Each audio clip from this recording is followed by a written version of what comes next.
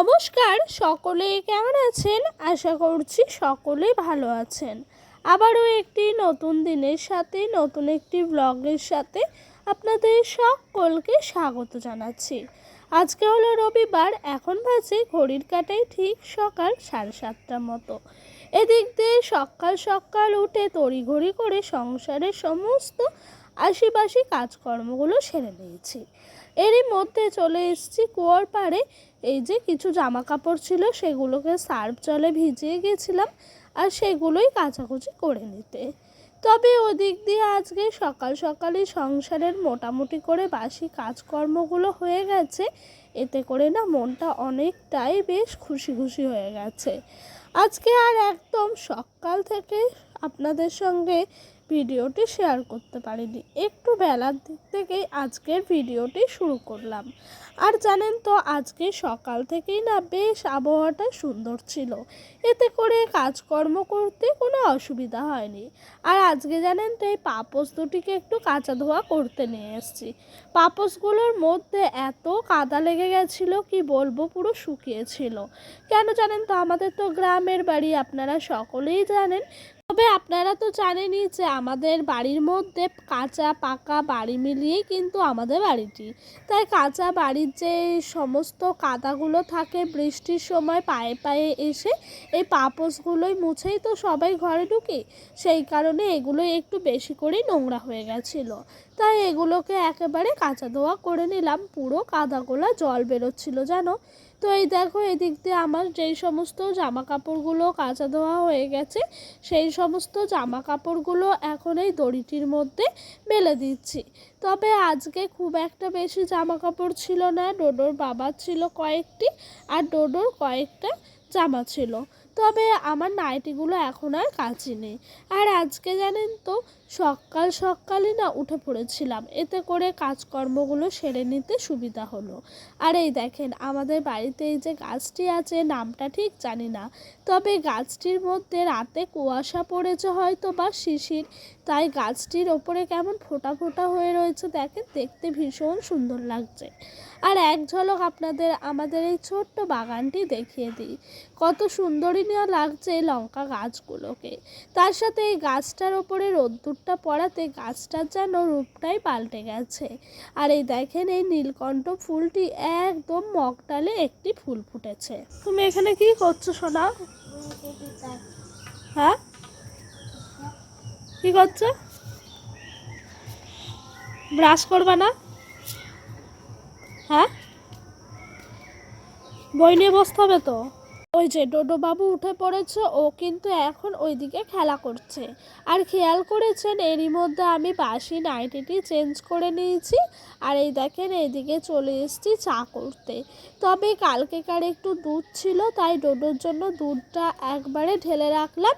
আর এই দিক দিয়ে আমি কিন্তু চাটা বসিয়ে দিয়েছি। আজকেও দুধ চাই করছি যেহেতু দুধটা আছে। আর এইদিকে দেখছি দুটো হরলিক্সের প্যাকেটও আছে, ডোডোকে খাওয়ানো যাবে।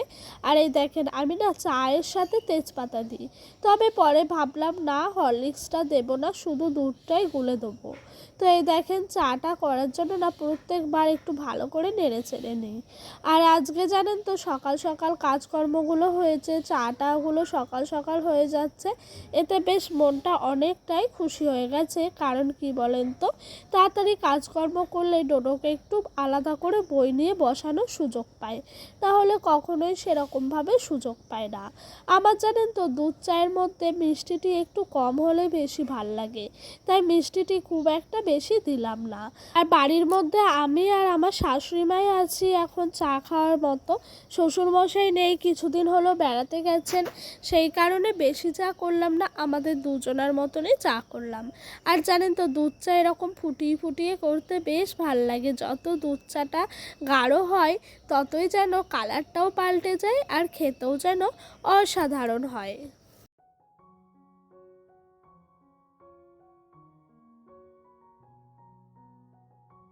জানেন তো দুধ চায়ের মধ্যে যদি একটু এলাচ দারচিনি দেওয়া যায় তাহলে স্বাদটা যেন আরও সুন্দর হয়ে যায়। তবে আমার ঘরে ছিল না, সেই কারণে দিতে পারিনি। জানেন তো সকাল থেকে এভাবেই কাজকর্মগুলো চলতে থাকে আমার। লক্ষ্মীবন্ত বৌমা কিনা আমি জানি না, তবে ভোরে উঠে সংসারের কাজ, রান্না, তার সাথে ছেলেকে দেখাশোনা, বাড়িঘর পরিষ্কার পরিচ্ছন্ন পরিপাটি এভাবেই করে রাখি। এই দেখেন এখন কিন্তু একটু ফাঁকা পেলাম, তাই ঘরে বিছানাটিও তুলতে চলে এসেছি।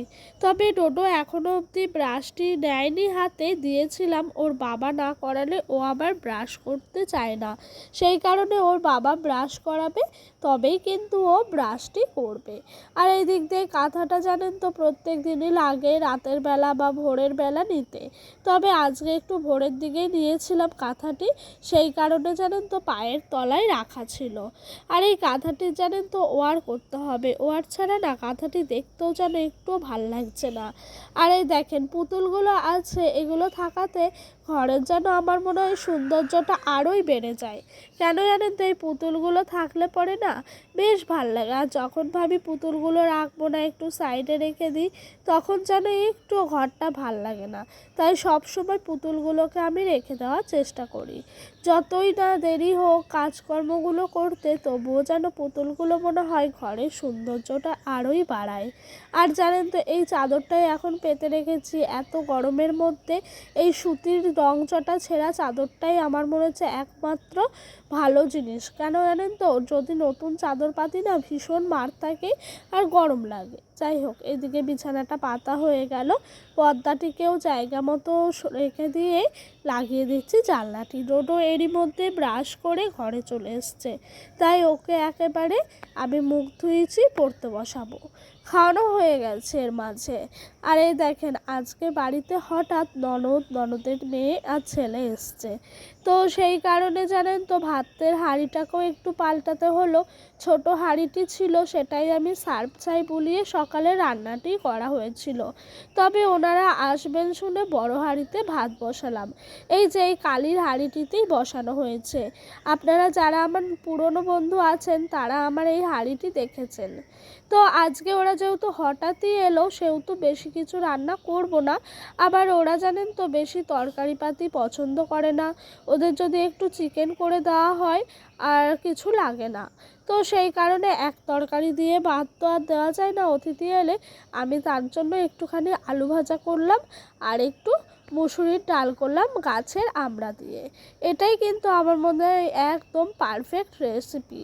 তো বাড়িতে সকলেই বলল হ্যাঁ এটাই করো, এটাই ভালো হবে। আর আলু ভাজা তো ছোটো বাচ্চারা সকলেই ভালোবাসে, ডোডোও ভালোবাসে, ওই ননদের ছেলেমেয়েরাও ভালোবাসে, সেই জন্য আরও বেশি করে একটু আলু ভাজাটা করলাম। তার সাথে জানেন তো আমারও ভীষণ ভাল লাগে, ডাল আলু ভাজা হলে সত্যি বলতে আর কিচ্ছু লাগে না। যাই হোক, এরই মধ্যে ভাত হয়ে গেল, আলু ভাজা হয়ে গেল, ডাল সেদ্ধ করে রেখে দিয়েছিলাম, ডালটিও সোমবার দেওয়া হয়ে গেছে। এখন মাংসটা বসিয়ে দিয়েছি। মাংসটা একদম রধিয়ে কষিয়ে করতে হবে।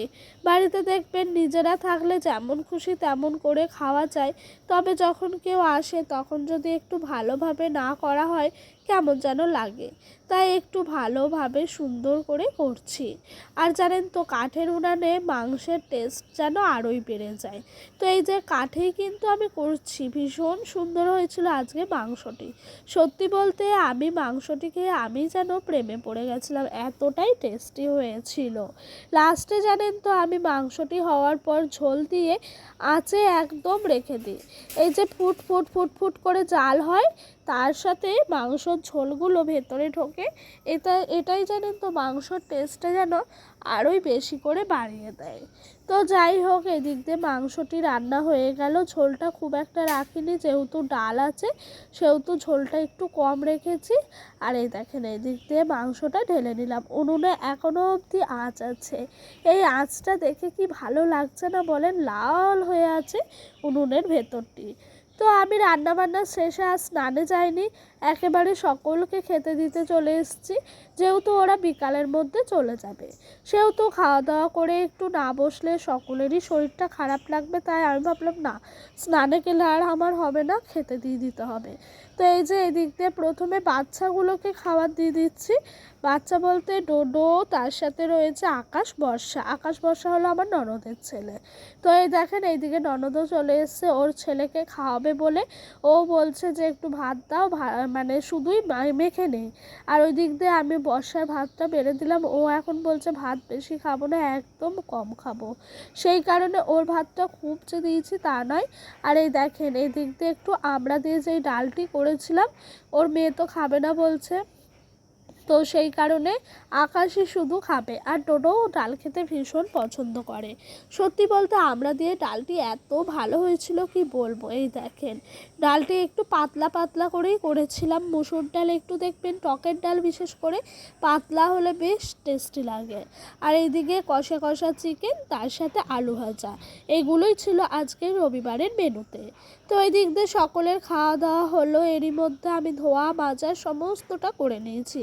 ধোয়া মাজা অনেক বাসন বেরিয়েছিল, থালা বাসন, তার সাথে হাঁড়ি কড়াই সমস্ত কিছু কুয়োর পাড়ে নিয়ে গিয়ে একেবারে মাজা ধোয়া করে আমি রেখে দিয়েছি। এখন স্নানে যাওয়ার আগে এই কাজটি না করলে হবেই না।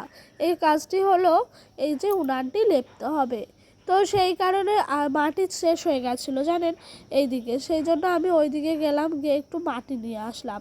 আর উনানটার গাটা একটু ভেঙেও গেছিলো, কেন কে জানে, তার জন্য জানেন তো মাটি নিয়ে এসে উনানের গাটা আগে ভালো করে লেপে দিচ্ছি, তারপরে উনানের ভেতরটা লেপবো। আর ওই যে হাঁড়িটির বের করা হয়েছিল কালির হাঁড়ি, সেটি ফুটো, সেই কারণে জানেন তো একটু আটা দেওয়া হয়েছিল, তাই উনুনের গায়ের ওপরে দেখেন আটাটি পড়ে রয়েছে। তো এই যে এই দিক দিয়ে আমি ভালো করে লেপে পোছে উনানটাকে নিচ্ছি, যাতে করে কালকে আর আমাকে লেপা পোছা না করতে হয়। আবার দেখবেন মাংস টাংস রান্না করার পর এই উনান টোনান যদি লেপা না থাকে দেখতে কেমন লাগে। আর আমি বারবার যাই আসি তো তখন কেমন যেন একটা লাগে, মনে হয় উনানটা লেপলাম না। সেই জন্য আমি আগের থাকতে উনানটি এভাবেই লেপে পুছে রেখে দিই। বন্ধুরা দেখো স্নান করে নিয়েছি, এখন বাজে ঘড়ির কাঁটায় ঠিক 4টে। স্নান টান করলাম, আর দেখো সিঁদুর মিঁদুর করিনি, কিচ্ছু করিনি। আজকে একটু শ্যাম্পু করলাম বুঝেছো। আর ওই যে আমার ননদরা সব রেডি হয়ে গেছে, ওদের খাওয়া দাওয়া হয়েছিল 2:30টার মধ্যে, তারপরে একটু রেস্ট নিয়ে ওই 3:30 পৌনে 4টে নাগাদ রেডি হতে লেগেছিল। তো রেডি হয়েই গেছে, 4টের মধ্যে টোটো চলে আসবে। আর ওদের যেহেতু ঘাট পার হয়ে যেতে হয়, সেহেতু বলছে ঝড় বৃষ্টি যদি হয় বেশি বেলা করলে, তাই একটু বেলা থাকতেই চলে যাচ্ছে। আর এদিকে আমি আজকে একটু শ্যাম্পু করলাম জানেন, রান্নাবান্নার পর শ্যাম্পু না করলে কেমন একটা লাগছিল। তো এই যে একবারে শ্যাম্পু করে নিয়ে চলে এসেছি ঘরে। তো ডোডো এখনও অবধি ওদের সঙ্গে খেলা করছে, ডোডো এখনও জানে না চলে যাবে। ও না বাচ্চা মানুষ তো, খেলা টেলা করে, চলে গেলে পরে একটু মন খারাপ হয়। তো ওই যে ও ওইদিকে আছে ওদের সঙ্গে খেলছে, আমি এদিক দিয়ে সিঁদুরটা পরে নিচ্ছি, একেবারে রেডি হয়ে নিচ্ছি, যাতে করে ওরা চলে গেলে রাস্তা অবধি আমি যাবো তো একটুখানি, তো সেই কারণে রেডি টেডি হয়ে যেন বেরোতে পারি, সেই জন্য একেবারে রেডি হয়ে চুলটা সামনেটা একটু আঁচড়ে নিলাম, এবার সিঁদুরটা পরে নেব। ডোডোর বাবা জানেন আজকে আসেনি এখনো অবধি, ওর আসতে অনেকটাই বেলা হবে, ফোন করা হয়েছিল।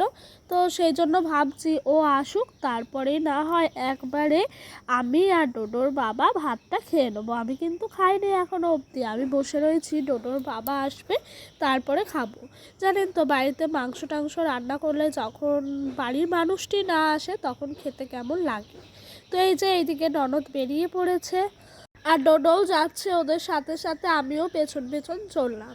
তো বন্ধুরা ওরা টোটোয় চেপে পড়েছে, চলে যাচ্ছে। আজকের মতো এখানে ভিডিওটা শেষ করলাম। আপনাদের কেমন লাগলো অবশ্যই জানাবেন। আবারও দেখা হবে নতুন একটি দিনের সাথে, নতুন একটি ব্লগের সাথে। নতুন পুরনো সকল বন্ধু আমার পাশে থাকবেন। আজকের মতো এলাম, আবারও আসছি নতুন একটা দিনে।